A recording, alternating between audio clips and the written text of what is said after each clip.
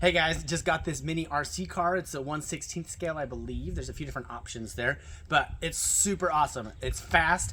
It's great. We got kind of off-road tires, and then there's some other tires there too, but really good to handle that off-road stuff. So here is the remote control. Really easy to use. Just pull it that way to go forward and the other way to go backwards. And then you got some controls here. This one's for the speed. So this little dial, I can dial it back that way. And even the slowest speed is still pretty fast. That's the slowest speed. And then the other dial here is if the front wheels are aligned too far to the left or right, you can adjust that accordingly. So let's turn the speed up here, and we're gonna go on my really rugged backyard here. This is gonna be great, and you'll just see just how awesome this thing does.